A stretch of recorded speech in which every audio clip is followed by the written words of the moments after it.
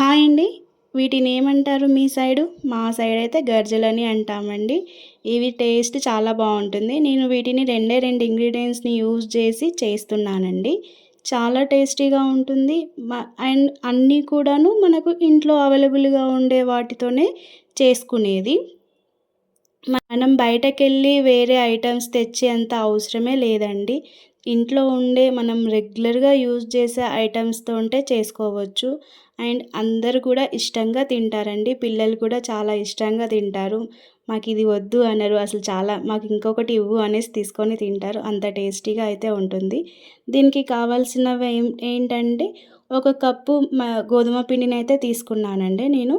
దాంట్లోకే ఒక half cup వరకి మైదా అయితే తీసుకున్నాను. దాంట్లోనే కొంచెం ఒక చిటికెడంత సాల్ట్ అయితే వేసుకొని మంచిగా ఫస్ట్ కలుపుకోవాలి. తర్వాత కొన్నిగా వాటర్ వేసుకుంటూ కలుపుకుంటూ ఉండాలండి.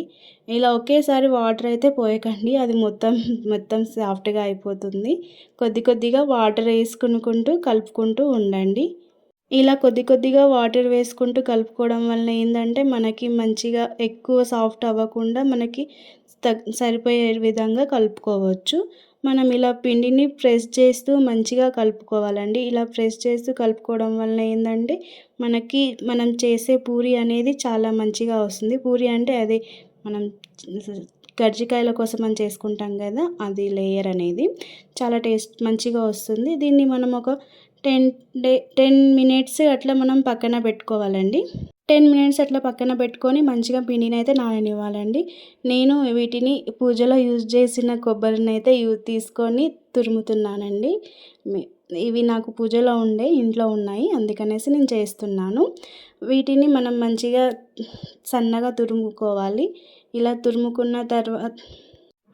తురుముకోవాలండి. ఇక్కడ చూపిస్తున్న విధంగా సన్నగా తురుముకోవాలి. అదేవిధంగా నేను అన్ని కొబ్బరిలతో చేయట్లేదండి. జస్ట్ ఒక 4 కొబ్బరిని మాత్రమే యూజ్ చేస్తున్నాను. నాకు 4 సరిపోతాయి. నేను అట్లా చేసింది ఒక మొత్తం కలిపితే నాకు ఒక కప్పు వరకు అయితే స్టఫ్ వచ్చిందండి. ఎండు కొబ్బరి తురుము అయితే ఒక కప్పు వరకు వచ్చింది. నేను దానికి ఒక హాఫ్ కప్పు వరకు మాత్రమే షుగర్ని అయితే యాడ్ చేస్తున్నాను. షుగర్ అనేది ఒక హాఫ్ కప్పు వరకు సరిపోతుందండి. మరీ ఎక్కువగా తీసుకుంటే ఓవర్ స్వీట్ అయిపోతుంది. మనం చిన్న చిన్న ముద్ద తీసుకొని బాల్లాగా చేసుకొని చపాతీలా చిన్న సైజ్ పూరీలాగా అయితే చేసుకోవాలండి. సారీ అండి, నాకు ఆ క్లిప్ మిస్ అయిపోయింది. దాంట్లో మనం ఒక 2 స్పూన్స్ వరకు స్టఫ్ని అయితే పెట్టుకొని ఇట్లా గర్జల షేప్లో చేసుకొని ఫోర్క్స్తోటి ఘాట్లు పెట్టుకోవాలి. అంతే అండి. మనం ఆయిల్ని బాగా హీట్ చేసుకోవాలి. మరీ ఎక్కువగా హీట్ అయితే చేయకూడదండి, మాడిపోతాయి. మీడియం ఫ్లేమ్లో పెట్టి నార్మల్ హీట్ అయితే చేసుకోవాలి. కొంచెం హీట్ అయిన తర్వాత మనం ఈ గర్జలన్నీ కూడా దాంట్లో వేసి మంచిగా ఫ్రై అయితే చేసుకోవాలండి. మంచిగా మంచిగా గోల్డ్ కలర్ వచ్చేంత వరకు అయితే మంచిగా ఫ్రై చేసుకోవాలండి. ఈ గర్జలు అనేటివి చాలా బాగుంటుంది. అండ్ మనకి లోపల కూడా స్టఫ్ అనేది కొంచెం సాఫ్ట్ అవుతుందండి.